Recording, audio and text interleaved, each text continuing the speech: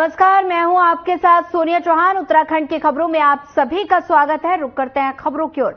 लोकसभा चुनाव के मद्देनजर सत्ता दल बीजेपी ने अपनी कवायद तेज कर दी है और जिसमें बता दें कि बीजेपी आने वाले समय में बूथ स्तर पर विभिन्न बैठकें करने वाली है। और इसी बात पर बीजेपी के प्रदेश अध्यक्ष महेंद्र भट्ट ने कहा कि पहली बैठक बूथ के पन्ना प्रमुख के साथ होगी और साथ ही उन्होंने कहा कि दूसरी बैठक उस बूथ पर होगी जहां पर नए मतदाता यानी फर्स्ट टाइम वोटर हैं। वहीं तीसरी बैठक मात्र शक्ति के साथ होगी।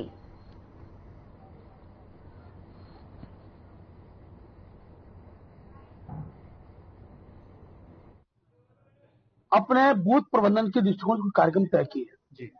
हमने प्रत्येक बूथ पर जो हमारे पद सभाएं हैं, पद सभा लेने वाला हमारा नेता प्रत्येक बूथ पर 5 बैठकें करेगा। प्रातः 10 बजे से लेकर साढ़े 4 बजे तक की बैठकें होंगी। पहली बैठक हमारी जो हमारे बूथ की टोली है, हमारे बूथ के जो पन्ना प्रमुख हैं उनके साथ बैठक करने वाले हैं। हर व्यक्ति को पन्ना प्रमुख बनना है।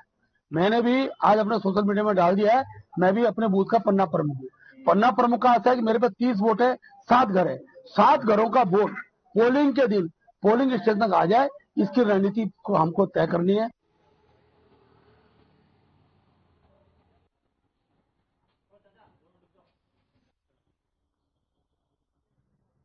हाँ बिल्कुल।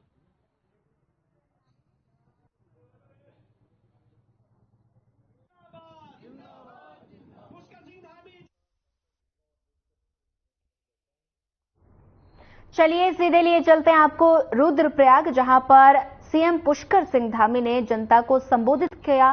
क्या कुछ कहा सीएम धामी ने, आइए आपको सुनाते हैं। हर चुनाव में होता है कि चर्चा चलती है देश में, अरे भाई सरकार किसकी बनने वाली है। ये पहला चुनाव ऐसा हो रहा है, इस चुनाव में कोई इस बात की चर्चा नहीं कर रहा है कि सरकार किसकी बनने वाली है, क्योंकि सबको पता है सरकार किसकी बनने वाली है। जोर से बोलिए जरा, किसकी बनने वाली है? मोदी जी की बनने वाली है, सबको पता है। ऐसे ही ये मैं उत्तराखंड के एक कोने से दूसरे कोने में लगभग पिछले 4 महीने में 50 से भी ज्यादा स्थानों पर जा चुका हूं। आपके बीच में भी आया था, यहां अगस्त मुनि में बहुत बड़ा हमारी मातृशक्ति का कार्यक्रम हुआ था, दीदी बुढ़ियों का कार्यक्रम हुआ था।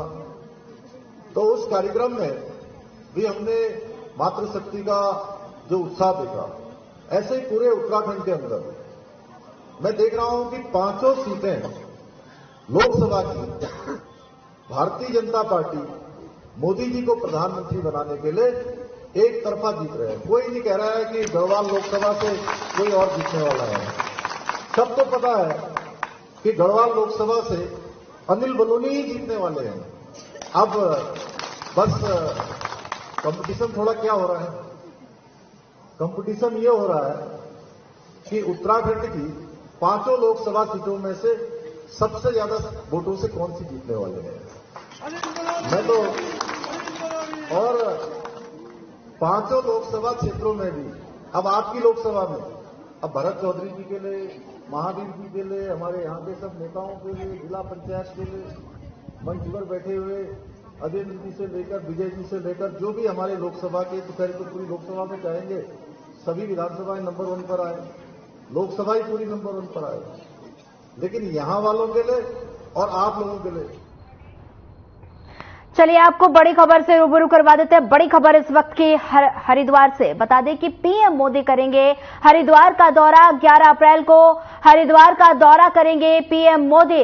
पीएम जनसभा को करेंगे संबोधित। वहीं उत्तराखंड में पीएम की जनसभा। बड़ी खबर, अहम जानकारी आपको दे रहे हैं।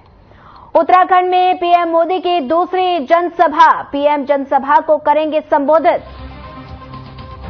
हरिद्वार में पीएम मोदी हरिद्वार का करेंगे दौरा। 11 अप्रैल को हरिद्वार का दौरा करेंगे प्रधानमंत्री नरेंद्र मोदी और साथ ही पीएम जनसभा को करेंगे संबोधित। बड़ी खबर, अहम जानकारी आपको दे रहे हैं आपकी टेलीविजन स्क्रीन पर। बड़ी खबर, उत्तराखंड में पीएम की दूसरी जनसभा होगी। पीएम जनसभा को करेंगे संबोधित और पीएम मोदी हरिद्वार का करेंगे दौरा। 11 अप्रैल को हरिद्वार के दौरे पर रहेंगे प्रधानमंत्री नरेंद्र मोदी।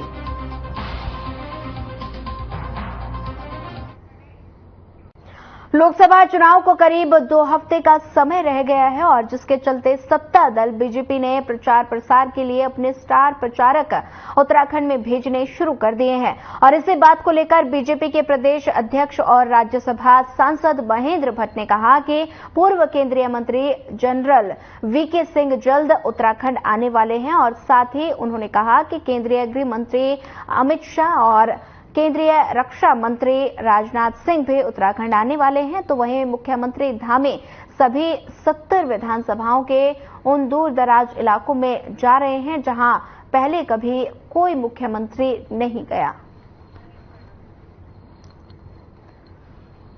बता दें कि लोकसभा चुनाव को लेकर सभी पार्टियों ने तैयारी तेज कर दी है और साथ ही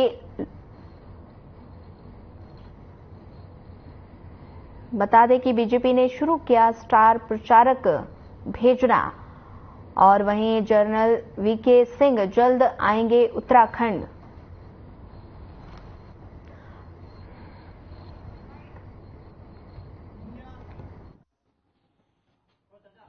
नड्डा जी का तो मैंने बता दिया 4-5 तारीख कार्यक्रम है और कल सायंकाल ही हमको जानकारी में आया कि वीके सिंह जी जो हमारे एक्स आर्मी के हमारे पूर्व मंत्री भी थे, उनके भी कार्यक्रम बहुत से स्थानों पर लगाए हैं। इसके साथ साथ अपने गृह मंत्री राजनाथ सिंह के कार्यक्रम को मिलने वाला है। अमित शाह जी जो हमारे गृह मंत्री उनका कार्यक्रम को मिलने वाला है। रक्षा मंत्री राजनाथ सिंह के कार्यक्रम को मिलने वाला है। तो मैं कह सकता हूं कि जिन जिन सूचियों को हमने दिए उनके सब कार्यक्रम आ रहे हैं और मुझे ये बात बताते हुए खुशी है कि माननीय मुख्यमंत्री जी 70 के 70 विधानसभा के दूर दराज के इलाकों में जा रहे हैं जहां तक अभी तक कोई मुख्यमंत्री कोई गए नहीं। जो 23 विधानसभा लोग हारे थे उन विधानसभाओं का बूथ प्रबंधन काम मैं स्वयं देख रहा हूँ। मेरे साथ हमारे जो चुनाव प्रबंधन समिति के संयोजक हैं नरेश बंसल जी हैं, अजय जी हमारे महामंत्री संगठन है। हर एक एक चुनाव की पद्धति की रणनीति में हम प्रत्येक दिन चर्चा करके निर्णय करते हैं और वो इस प्रकार के कार्यक्रम सतत जारी करते हैं। उत्तराखंड में लोकसभा चुनाव के दौरान राजनीतिक दलों के बीच आरोप प्रत्यारोप का दौर जारी है और इसी कड़ी में बीजेपी के प्रदेश प्रवक्ता रविंद्र जुगरान ने पौड़ी लोकसभा सीट से कांग्रेसी प्रत्याशी गणेश गोदियाल की शैक्षिक योग्यता पर सवाल उठाए और साथ ही उनके एजुकेशन दस्तावेजों में गड़बड़ झाला होने का आरोप भी लगाया।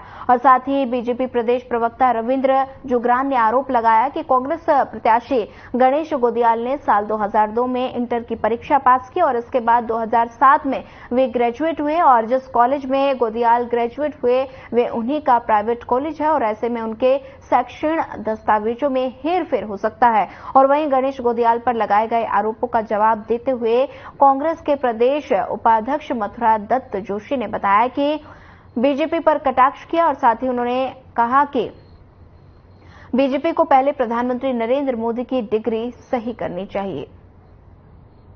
की डिग्री फर्जी हो, उनको नैतिक अधिकार है वो किसी दूसरे की डिग्री में सवाल खड़े कर सके। पहले इनसे कहिए अपने प्रधानमंत्री की डिग्रियां ठीक कर ले, अपने गृह मंत्री की डिग्रियां ठीक कर ले, उसके बाद वो हमारी डिग्रियों के बारे में पूछे। अब कुछ नहीं मिला तो ये मिल गया। भाजपा की जमीन खिसक गई, जमीन पैरों तले जमीन खिसक रही है। पौड़ी में हालत खराब है और हार से बौखला कर इस तरीके की घटिया इस तरीके की बातें कर रहे हैं। ये कह रहे हैं कि मैं तो 1982 की तर्ज पर चुनाव लड़ रहा हूं, यानी हेमवती नंदन बहुगुणा जी का नाम भी ले रहे हैं और हेमवती नंदन बहुगुणा के ही समकक्ष अपने को खड़ा नहीं कर रहे हैं, अपने को स्वयं उस करते। इस बात से कांग्रेस के अंदर बड़ा आक्रोश है। ये मैं आपको कांग्रेस जनों की बात बता रहा हूं जो हमें भी फोन करके बताते हैं या कांग्रेस में उनके मित्र हैं, उनके प्रिय हैं या कह लो कि प्रतिद्वंदी है।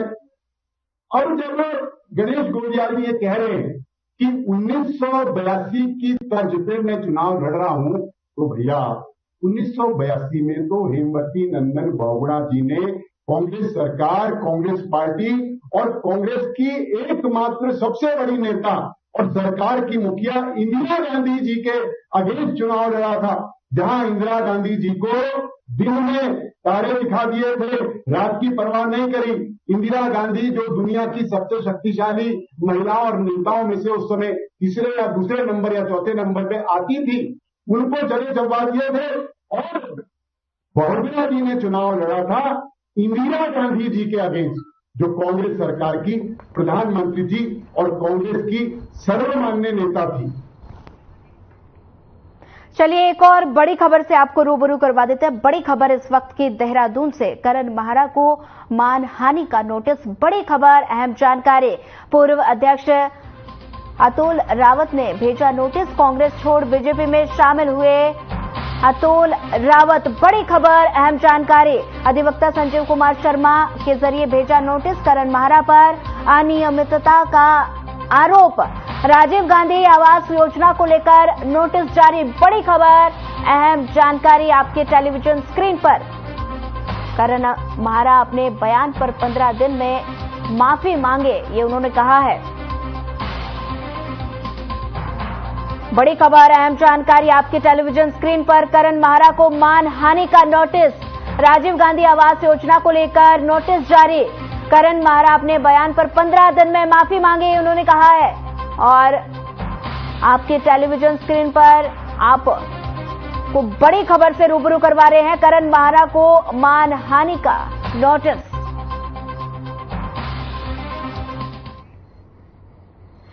केंद्र सरकार पिछले दिनों युवाओं के लिए अग्निवीर योजना लेकर आई थी और बता दें कि जब से ये योजना देश भर में शुरू हुई तब से ये किरकिरी का सबब बन चुकी है। अगर बात इस योजना की करें तो सरकार ने युवाओं को इस योजना के माध्यम से 4 साल सेवा करने का मौका दिया। बीजेपी के मुख्य प्रदेश प्रवक्ता सुरेश जोशी ने कहा कि भारतीय जनता पार्टी हर जाति, हर धर्म, हर व्यक्ति विशेष जो समस्याएं हैं उसके निराकरण के लिए हमेशा तैयार रहती हैं। साथ ही उन्होंने कहा कि कांग्रेस ने सत्ता में रहकर, सत्ता से बाहर रहकर जनता के लिए कोई भी ऐसा काम नहीं किया जिससे जनता को खुशी मिल सके। और साथ ही उन्होंने कहा कि इंडियन आर्मी का सम्मान इस देश में तब से शुरू हुआ जब से भारतीय जनता पार्टी की आइडियोलॉजी की सरकारें इस देश में आनी शुरू हुई। ये कार्यालय बन रहा टेरी लोग। देखिए, भारतीय जनता पार्टी की सरकार ने जो हमारे सैनिक थे और जो सेना में जाने की तैयारी कर रहे थे उनके भविष्य के साथ बहुत बड़ा खिलवाड़ किया है। अग्निवीर योजना लाकर जो उनको सुविधाएं कांग्रेस के समय से मिली आ रही थी, जैसे कोई पूरा वहां पे आर्मी में नौकरी करता है, जब रिटायर आता है तो उसको पूरी जीवन पेंशन मिलता है, उसको कैंटीन की सुविधा मिलती थी, उसको हेल्थ की सुविधा मिलती थी, शहीद होने पर जो शहीद का सम्मान मिलता था, वो सारी सुविधाएं उस कांग्रेस के समय से मिलती आई है। राजनाथ सिंह जी अब संशोधन की बात कर रहे हैं। जब कई लाख बच्चों के परिवार खराब हो गए, उनका भविष्य खराब हो गया है और जीवन उनका पूरा हास्यास्पद हो गया है, नौकरी के लिए उनको दर बदर भटकना पड़ रहा है, उनको जो संशोधन की बात है, जो हमारे उत्तराखंड की जो जनता है वो इस बार मुंह तोड़ जवाब देगी। देखिए, मैंने पहले भी इस बात पर कहा था कि भारतीय जनता पार्टी हर वर्ग, हर जाति, हर धर्म, जिसकी जो भी समस्याएं हैं उन समस्याओं के निराकरण को करने का प्रयास करती है। और कांग्रेस पार्टी न तो सत्ता में रहकर और न विपक्ष में रहकर कहीं भी अपनी भूमिका, उसकी जो भूमिका है उसको पूरा नहीं कर पाती है। अगर हम सेना की बात करेंगे तो सेना का सम्मान तब से इस देश में होना प्रारंभ हुआ, सैनिकों का, सेना में काम करने वाले लोगों का, जब से भारतीय जनता पार्टी की आइडियोलॉजी की सरकारें देश में आनी शुरू हुई। आप याद करिए उस कालखंड को जब अटल जी की सरकार थी, तो उस कालखंड में पहली बार जॉर्ज फर्नांडिस रक्षा मंत्री होते थे, सीमाओं में जा करके सैनिकों की समस्याओं का अध्ययन करके एक एक समस्या का निराकरण किया। चलिए इस वक्त आपको एक और बड़ी खबर से रूबरू करवा देते हैं। बड़ी खबर इस वक्त के देहरादून से। देवभूमि में लगेगा दिग्गजों का जमावड़ा। जनरल वीके सिंह का 9 अप्रैल का दौरा प्रस्तावित। बड़ी खबर, अहम जानकारी आपको दे रहे हैं। रक्षा मंत्री राजनाथ सिंह का 12 अप्रैल को होगा दौरा। सीएम योगी 10-11 अप्रैल को करेंगे उत्तराखंड का दौरा। स्मृति ईरानी 13-14 अप्रैल को करेंगे दौरा। केंद्रीय गृह मंत्री अमित शाह का 16-17 अप्रैल को होगा दौरा। बड़ी खबर, अहम जानकारी आपको दे रहे हैं।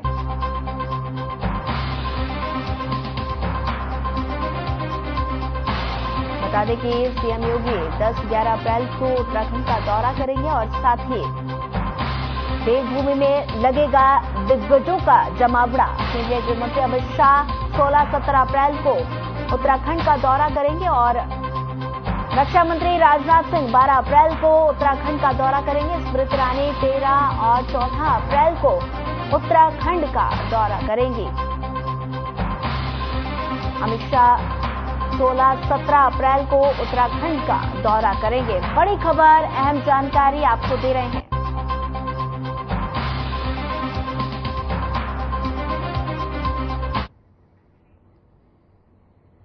लंबे समय से सुर्खियों में रहे अंकिता भंडारी हत्याकांड पर बीजेपी और कांग्रेस पार्टी एक दूसरे को घेरते हुए नजर आ रही है और वहीं इस बीच बीजेपी से धर्मपुर विधायक विनोद चमोली ने कांग्रेस पर निशाना साधते हुए कहा कि अंकिता भंडारी को लेकर बीजेपी बेहद गंभीर है, लेकिन कांग्रेस इस पर राजनीति कर रही है। वहीं दूसरी तरफ कांग्रेस के मुख्य प्रदेश प्रवक्ता गरिमा दसोनी ने पलटवार करते हुए कहा कि इस मामले में बीजेपी सरकार का योगदान है कि स्थानीय विधायक रेणु बिष्ट के इशारे पर घटनास्थल पर बुलडोजर चलवा दिया गया और 2 कमरे तुड़वा दिए गए जहां अंकिता भंडारी रहती थी।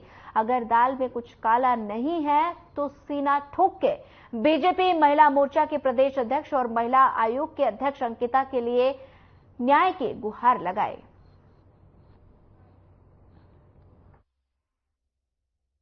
उन्नीस वर्षीय हमारी बच्ची की गई, ये तो कानूनी प्रोसेस है जिसकी बात भारतीय जनता पार्टी कर रही है, लेकिन भारतीय जनता पार्टी का अपना योगदान क्या है जिसकी सरकार यहाँ पर चल रही है। उनका योगदान मैं बताती हूँ। उनका योगदान है कि स्थानीय विधायक रेणु बिष्ट के इशारे पर वहां बुलडोजर चलवा दिया गया, 2 कमरे तुड़वा दिए गए जिसमें अंकिता भंडारी रहती थी, उसका स्लीपिंग जो बिस्तर था हॉल उसको लपेट कर स्विमिंग पूल में डाल दिया गया ताकि फॉरेंसिक जांच में कुछ ना निकल पाए। वहां पुलिस की रक्षा में होने के बावजूद 2 बार आगजनी हो गई। उसके अलावा आप देखिए कि अंकिता के पिता ने, जो पीड़िता है उसके पिता ने चिट्ठी लिखी जिला अधिकारी पौड़ी को कि वीआईपी जो है वो आरएसएस का बड़ा नेता और भारतीय जनता पार्टी का महामंत्री संगठन अजय कुमार हो सकता है। देखिए, ये बड़ा स्पष्ट है कि अंकिता भंडारी कांड में बीजेपी बहुत सीरियस है। जिन जिन लोगों की उसमें संलिप्तता थी सब जेलों में पड़े हुए हैं। जो पार्टी से जिनका संबंध था वो पार्टी से निकाल दिए गए हैं। अब कोर्ट का ट्रायल है, उसमें कोई बाहर से कुछ कर नहीं सकता। आप भी जानते हैं कोर्ट प्रोसीडिंग चल रही है।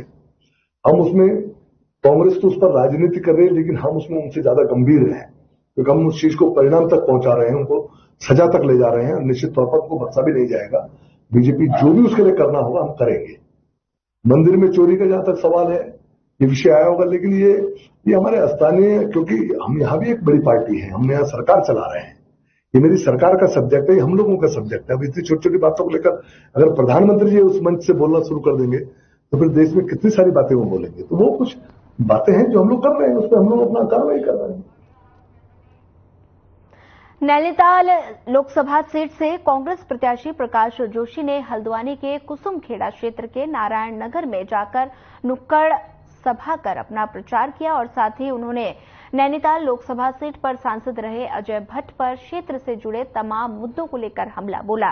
प्रकाश जोशी ने कहा कि 10 सालों से नैनीताल लोकसभा सीट पर बीजेपी के सांसद रहे, लेकिन क्षेत्र से जुड़ा एक भी मुद्दा वो हल नहीं कर पाए और अगर पिछले 5 सालों का अजय भट्ट का कार्यकाल देखें तो उनके नाम उनकी उपलब्धि नहीं और जिसको लेकर वो जनता से अपने लिए वोट मांगे।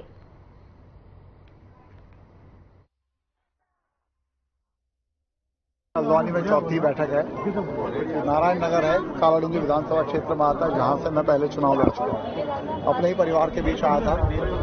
जहां तक जनता से जो प्रतिभाव है, रिस्पॉन्स है, आप देख चुके हैं कि इस समय रात को भी पूरी जनता यहां पर है मौजूद और सबने मुझे विश्वास दिलाया कि वो अपना भरपूर आशीर्वाद और समर्थन मुझे देंगे और चुनाव में विजयी बनाएंगे। जनता में सबसे बड़ा रोष जो है, सबसे बड़ा गुस्सा इस बात का है कि जो वर्तमान सांसद है 5 साल पहले वो इनके बीच आए या नहीं आए, पर इन्होंने सबने वोट तो दिया और उनको सांसद बनाया। सांसद बनने के बाद इन्होंने पलट कर इस क्षेत्र की तरफ से देखा। मैंने सवाल पूछा सांसद यहाँ आए, बोले सबने कहा नहीं। ऐसे ही अन्य बहुत से क्षेत्र हैं जहां वो कभी पलट कर नहीं गए और उसके अलावा बहुत से चीजों पर वो नाकाम रहे। अपनी सांसद निधि पूरा नहीं खर्च कर पाए, मात्र 40% खर्च कर पाए। 17 में से 7 करोड़, 10 करोड़ बेकार चले गए जो इस जनता के थे, इस जनता के विकास पर खर्च होने चाहिए। जिस गांव को उन्होंने गोद लिया, उस गांव की तरफ पलट कर नहीं गए, उस गांव को बेहाल कर दिया। अरे नहीं लेते गोद, कम से कम सरकारी योजनाएं तो आ जाती उसमें। अरे आपके गोद लेने की वजह से वहां कोई योजना भी नहीं पहुंच पाई। आज जनता हिसाब मांग रही है, या आपने अपराध और पाप किए हैं, जनता उसका हिसाब मांग रही है। इसलिए मैं जानता हूं, मुझे जनता पे भरोसा है कि इस बार वो भारी बदलाव करेगी और हमें पूरा आशीर्वाद देगी। सुना है आपने ना कि अब पछताए क्या हो तो जब चिड़िया चुग गई। देर हो गई बढ़ती अब जनता मन बना चुकी है। अब आप लाख गलतियां मांगते रहें। अब तो आप भाषण भी काला चश्मा पहन के देते हैं, आपको नजर मिलाने की हिम्मत ही नहीं है जनता के सामने। आप उनको नजर नहीं मिला सकते तो आपने इतने अपराध किए जनता के, आप जनता के अपराधी हैं, दोषी हैं। और जहां तक रही बात, स्वाभाविक है उनकी कोई उपलब्धि उनके नाम पे कुछ है ही नहीं, मोदी जी के नाम पे वोट मांगेंगे। लेकिन ये तो जनता जानती है ना, मोदी जी नहीं, जिसको वोट दिया था अब उसी के हिसाब से। पिछले 10 वर्ष से भारतीय जनता पार्टी की सरकार केंद्र में है और लगभग 7 सालों से राज्य में भारतीय जनता पार्टी की सरकार, और 10 वर्ष से लगातार भारतीय जनता पार्टी के सांसद इस क्षेत्र से चुनकर आए। हम जहां भी जनता के बीच जा रहे हैं, एक प्रश्न हम पूछते हैं कि आप अपने गांव में, अपने क्षेत्र में, अपने नगर में क्या आप बता सकते हैं कि भारतीय जनता पार्टी के सांसद के द्वारा कोई भी विकास कार्य कराया है? तो बड़ा आश्चर्य हमको होता है कि जो जवाब जनता की तरफ से आता है उसमें वो कहते हैं विकास कार्य तो छोड़िए, हमने 5 सालों में अपने सांसद को भी नहीं देखा।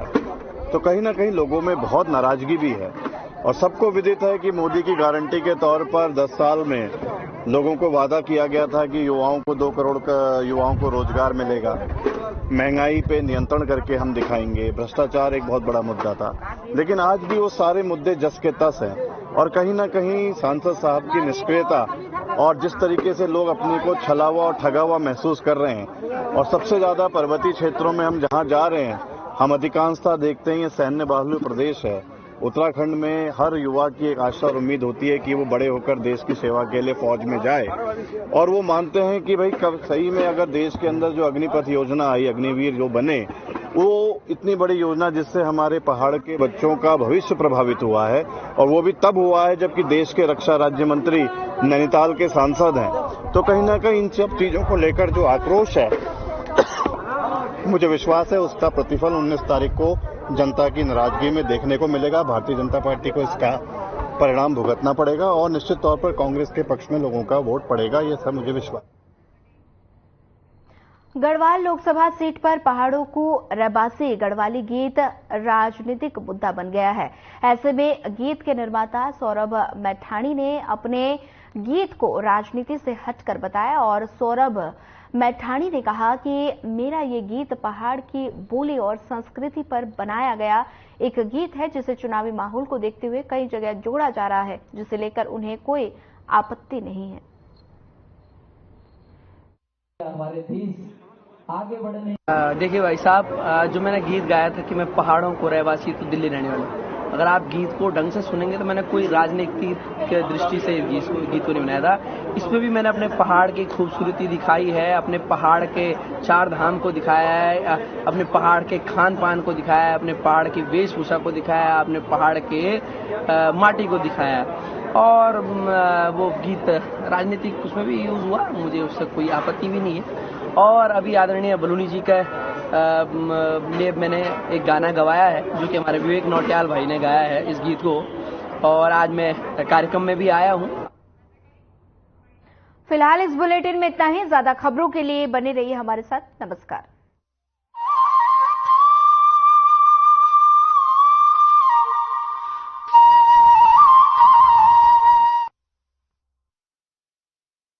Sound really fast. I can make dosas faster. Must be joking. Bus 3 easy steps. Mix with water, spread batter, fry. गाना डाउनलोड हुआ? नहीं, पर तब तक मैं इडली बनाती हूँ। हमने बनाया किड्स से। Through constant innovation, the group provides its clients with value-added, environment-friendly products. We are committed to provide quality products and services at optimum cost with the continuous improvement in the quality management system. Producing high-value paper, making us India's largest producer of branded papers, fine papers and packaging broad segments. Focused on customers in all our operations. Hence, extensive investments are made towards people and people practices. KRPL world's leading eco-friendly paper from agro residue. नमस्कार दोस्तों, एक बार एक seminar में करीब 150-200 लोग थे। उस seminar के स्पीकर ने जेब से 500 रुपए का नोट निकाला और लोगों से पूछा, इस नोट को कौन कौन लेना चाहेगा। सभी लोगों ने हाथ उठा दिए। इसके बाद उसने उस नोट को तोड़ मरोड़ कर खराब कर दिया और फिर वही सवाल पूछा, इस नोट को कौन कौन लेना चाहेगा। फिर सबके हाथ ऊपर उठ गए। तीसरी बार उसने उस नोट को जमीन पर गिराकर अपने जूते से उसे रगड़ दिया और फिर वही सवाल दोहराया कि अब इस नोट को कौन कौन लेना चाहेगा। स्वाभाविक इस बार भी सभी के हाथ उठ गए। स्पीकर ने मुस्कुराते हुए कहा, दोस्तों, रुपया रुपया ही रहता है, चाहे इसे कितनी भी बार गंदा करो तब भी उसकी वैल्यू कम नहीं होती। उसी तरह जीवन में हम भी अपने गलत डिसीजन के कारण या विपरीत परिस्थितियों के कारण कई बार पिसते हैं, गिरते हैं, निराश हताश होते हैं, अपना संतुलन या कॉन्फिडेंस लेवल खो बैठते हैं। लेकिन हम अपनी वैल्यू कम होने ना दें, अपना हौसला बरकरार रखें और सर्कमस्टांसेस का डट कर मुकाबला करें तो एक बार पुनः सूर्य उदय होने में देर नहीं लगेगी। कहते हैं ना, हर मुश्किल से निपटना तेरे लिए आसान होगा, हर मुश्किल से निपटना तेरे लिए आसान होगा अगर तेरे अंदर हौसलों से मुकाबला करने का हुनर होगा। नमस्कार। अधिकांश लोगों की धारणा है कि आयुर्वेदिक इलाज स्लो और लंबा होता है और गंभीर रोगों को हैंडल नहीं कर सकता, लेकिन जीवा आयुर्वेद ने लोगों की सोच को बदल कर रख दिया है। जीवा आयुर्वेद ने 20 लाख से अधिक पेशेंट्स की पर्सनलाइज्ड चिकित्सा की है और 400 से अधिक स्टाफ आपकी सेवा में अवेलेबल है। यदि आपको लगता है कि आपकी बीमारी ठीक नहीं हो रही है तो एक बार जीवा आयुर्वेद में जरूर कॉल करिए। तो आज ही 89 29 10 40 40 पर कॉल करें। Hey mom! Hey, look! I can download a song really fast. I can make dosas faster. Must be joking. Bus, 3 easy steps. Mix with water, spread batter, fry. गाना डाउनलोड हुआ? नहीं, पर तब तक मैं इडली बनाती हूँ। हमने बनाया किड्स से।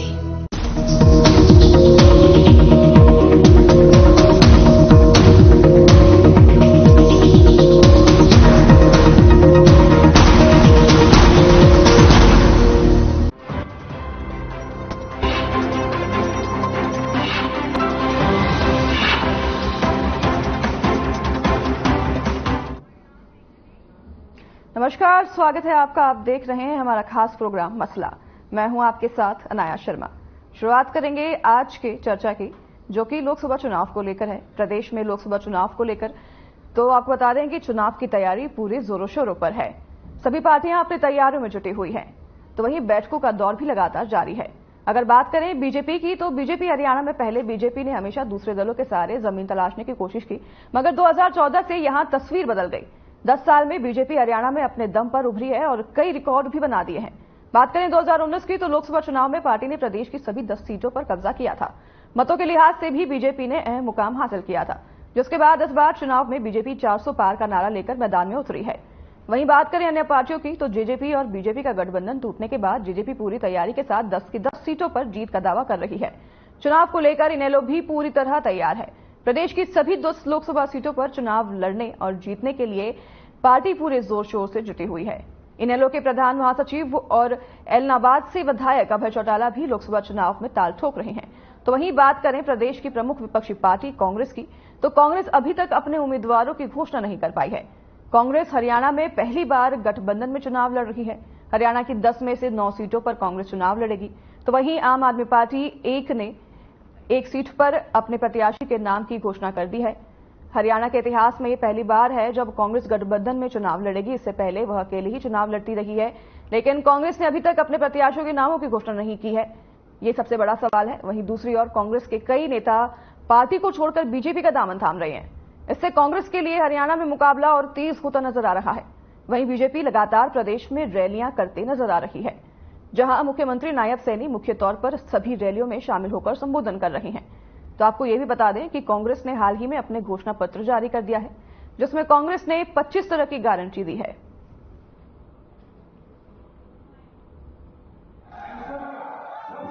देखिए, कांग्रेस का ना तो चरित्र है उनके नेताओं का, किस प्रकार की वो भाषा बोलते हैं।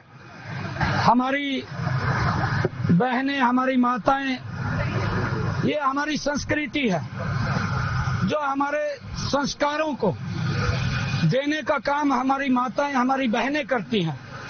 ये सोच उन लोगों की हो सकती है जिस प्रकार की सोच उन्होंने व्यक्त की है, और इसका जो महिलाएं हैं वो डट करके इसका विरोध करती हैं, और इनको आने वाले समय के अंदर इस बात का सबक भी मिलेगा कि किस प्रकार से वो महिलाओं को अपमानित करते हैं। सुबह से शाम वेल्थ क्रिएटर्स को गाली, उन नीतियों को गाली, निजीकरण, उदारीकरण, वैश्वीकरण, जो पूरी दुनिया मानती है कि जो डॉक्टर मनमोहन सिंह जी और पीवी नरसिम्हा राव जी की सरकार ने किया, उन नीतियों को गाली।